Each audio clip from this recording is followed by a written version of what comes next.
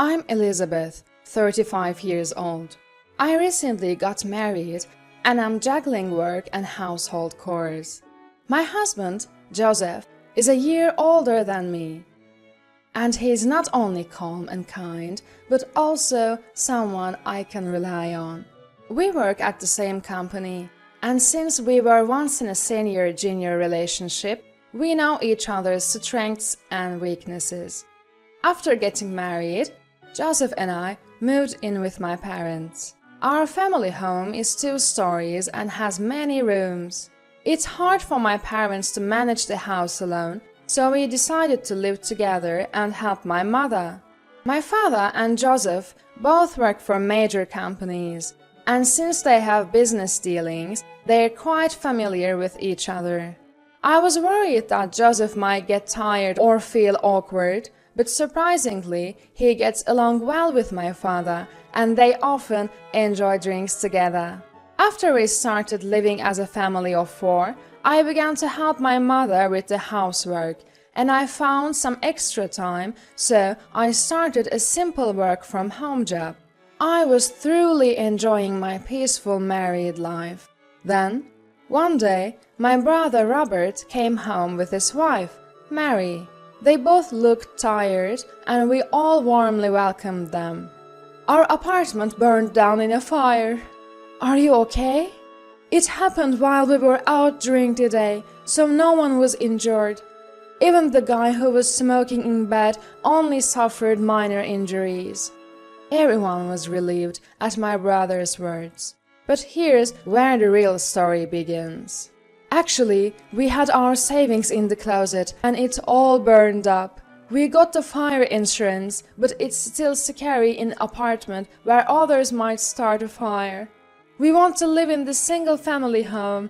There's room to spare, right? Indeed, when I was young, about 10 people, including relatives, lived in this house. There are many vacant rooms, so it would be easy to accommodate my brother and his wife. If that's the case, we welcome you, my father said, and my brother and his wife looked relieved. As we all gathered for dinner, Joseph and my brother quickly hit it off, becoming as close as brothers. I thought I'd try to talk to Mary as well. Mary is a woman in her 40s, but she still has a cute face. She's very shy, and I couldn't find common ground. Mary, please be friends with me too. Yes, thank you. Mary seemed a bit hard to approach. Even though I tried to engage her in various topics, she only responded with, "Yes, that's right," and didn't expand the conversation. I thought she was just nervous on the first day, so I kept talking to Mary. The next day, my brother suddenly said, "I need to talk to you," and called me to the back of the house. Don't bother Mary just because she married me and started living with us. I was surprised at my brother's words. What? Did I do something? I heard you were forcing her to be friends with you. Mary is not good at that. I see, I'll be careful.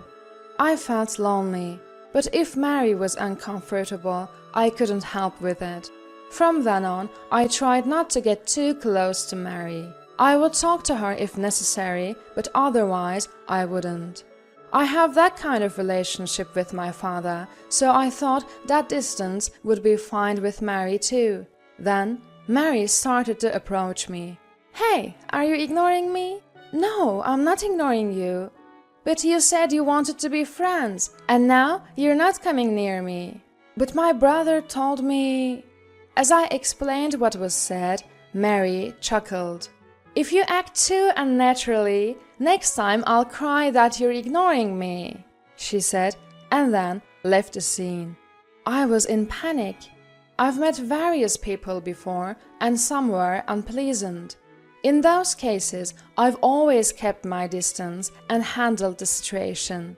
But what should I do if the person I want to distance myself from approaches me? I had no idea how to handle it, and although I tried to get closer to Mary little by little, I ended up acting suspiciously.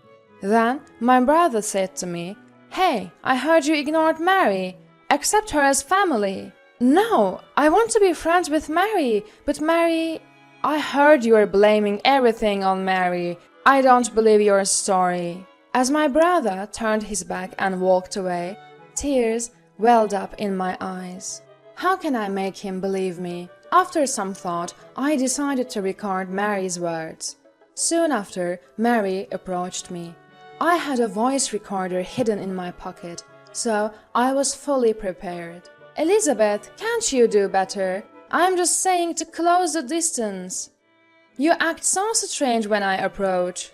But if I talk to you, I'm accused of forcing a relationship. And if I keep my distance, you say I'm ignoring you. I don't know what to do.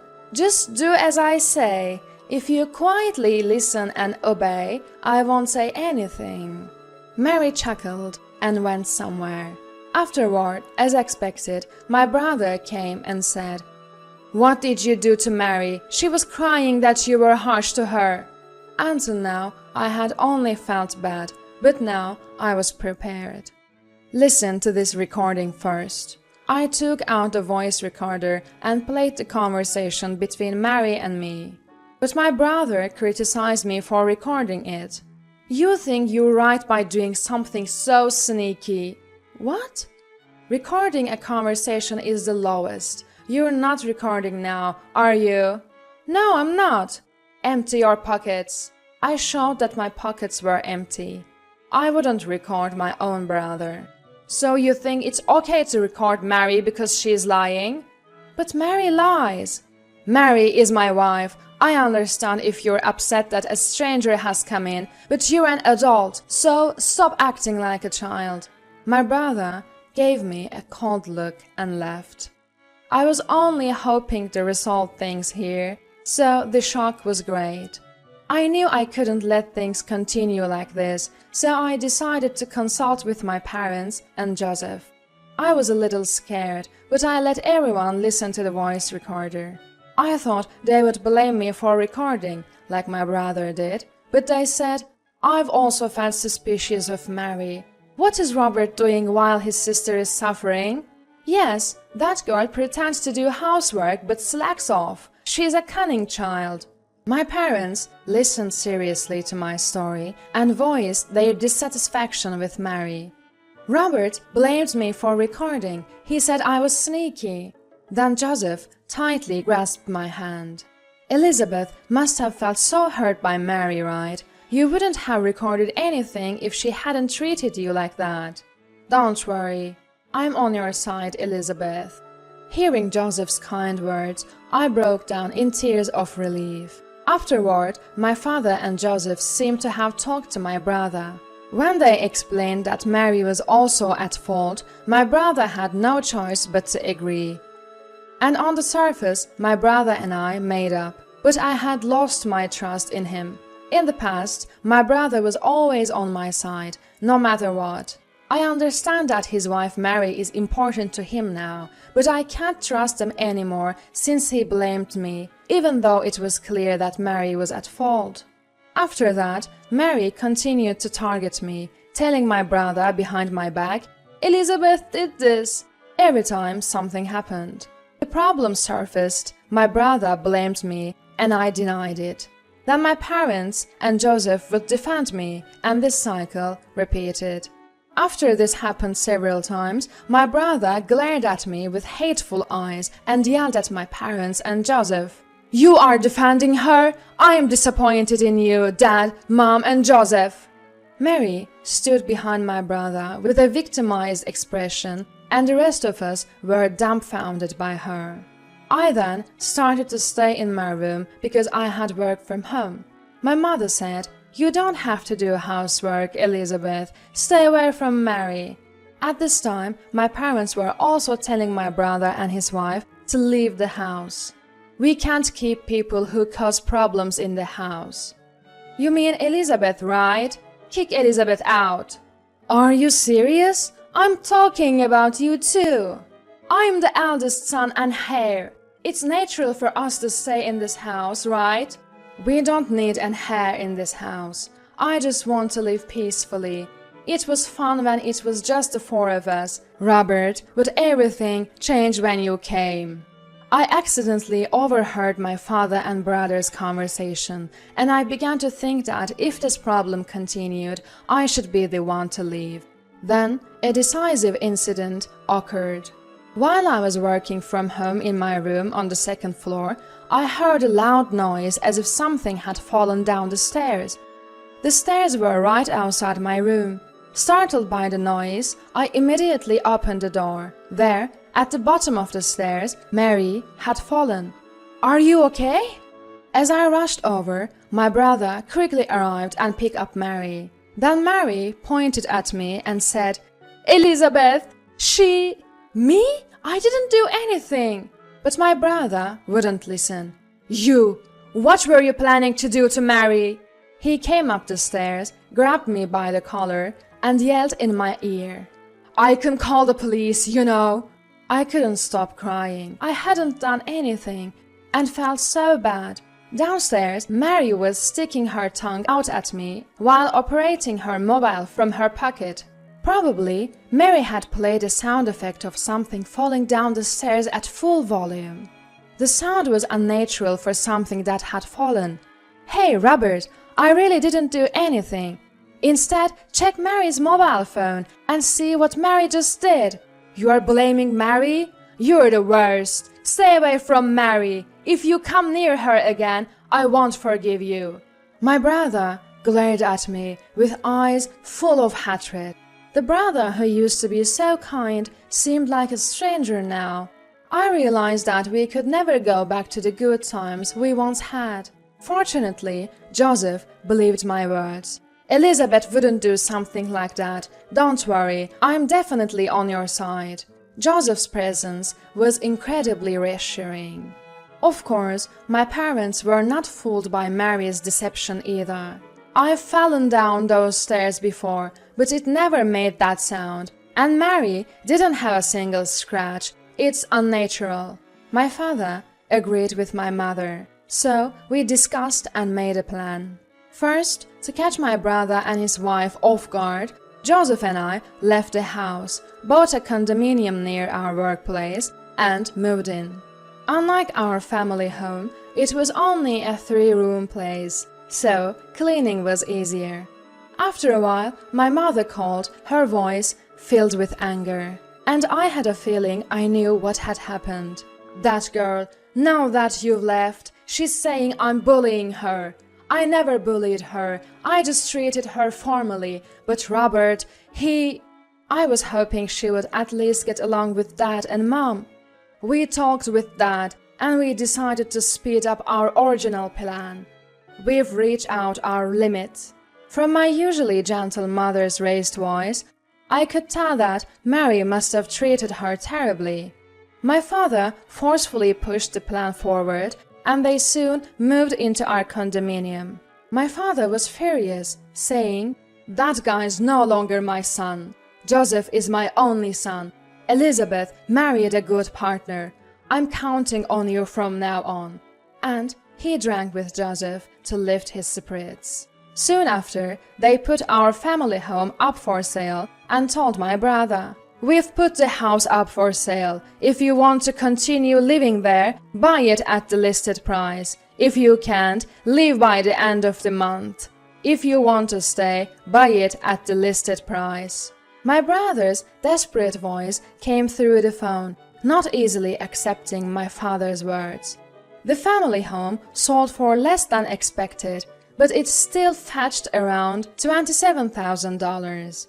My brother and his wife, who had lost their savings in a fire and had been spending freely while living in the family home, couldn't afford that amount. Moreover, my brother had apparently gone through debt, restricting without our knowledge, so he wouldn't pass a loan review. Mary hadn't been working for a long time, so getting a loan would be tough. Knowing this, their words about not depositing their savings in the bank but keeping them at home started to seem suspicious.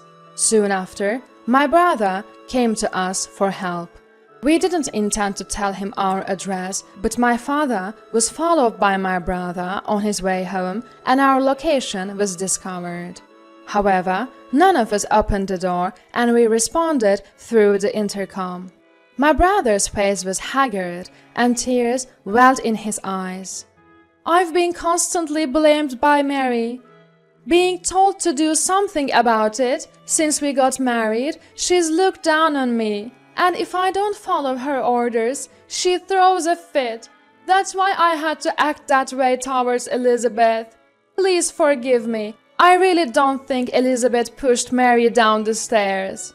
My brother repeated his excuses over and over. Apparently, Mary is selfish, and she can't be satisfied unless things go her way. My brother isn't allowed to argue, and when they're alone, she seems to take a dictatorial attitude, forcing all the housework on him. Listening to my brother's story, my father repeatedly said, "You could have handled it differently. Why didn't you come to us then?" Showing no intention of forgiving him. I thought it was bad enough with Elizabeth, but my wife suffered too, and I can't forgive you guys. You chose to side with Mary, right? Then you have to act like a man to the end. Well, wait! The house thing was Mary's idea. She said if we kicked out Elizabeth at Mom, Dad would give it to me. I told her many times that Dad might sell the house. My prediction came true, and Mary gets irritated every day, taking it out on me. Help me. I'm a victim too. At least leave the house to me. A gift during your lifetime is fine. I don't need any cash. None of us sympathized with my brother's desperate plea. My father yelled into the intercom, "If you are going to say that much, bring Mary here. I have nothing more to say to you." Then my father hung up the intercom. 2 hours later, my brother returned with Mary. Apparently, he couldn't persuade my father and must have been scolded by Mary. His face was red, as if he had been crying. Mary had a sullen look on her face and taunted, "Are you so poor that you can't even give your son a house?" A vein popped in my father's forehead, but he took a deep breath and explained to Mary, "We value family above all else. Joseph takes care of Elizabeth and us, so we trust him. But what about you? You falsely accused Elizabeth, who did nothing wrong. Fortunately, none of us believed you, and you even tried to do the same to Mom. I don't want to recognize you as family. I have no intention of giving you the house. At least apologize to Elizabeth and Mom." My father conveyed his earnest feelings to Mary, but his words didn't get through to her. "Huh? I'm not in the wrong. The world has always gone my way. That's how I met a husband who listens to me. Shouldn't you all do the same?" I couldn't stand Mary's insolent attitude. "Hey, do you know how much I suffered being falsely accused? You probably don't. You're the one who set it up. It's like everything goes dark and you feel despair. Do you think it's okay to do that to someone?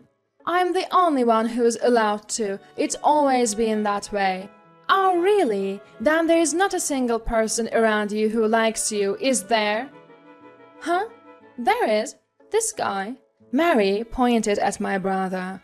No, Robert doesn't love you, Mary, anymore. Can't you see it in his face? What he feels for you is fear, not love. If you continue like this, you'll never be loved by anyone for the rest of your life." Mary's face, filled with anger, was directed at the camera. Even I felt fear looking at that face. So I conveyed my feelings to my brother. "Hey, Robert, are you really okay with this? The old Robert was brave, and if boys teased me, you'd come to help me right away. I always thought you were strong, Robert. Wake up already." Then my mother, who had come to stand next to me, raised her voice to my brother.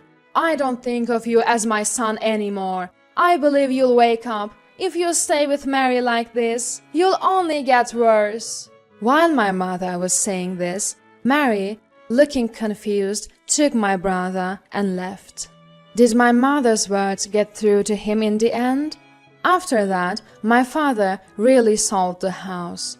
It seems my brother and his wife moved into a cheap apartment. My brother was still under Mary's brainwashing, but he began to feel a little distrustful of her attitude. Our desperate voices seemed to have reached him somewhat, and he finally took action. Though all he did was to explain the situation to friends and co-workers, he received the same persuasion from them as from us, and the brainwashing seemed to gradually unravel.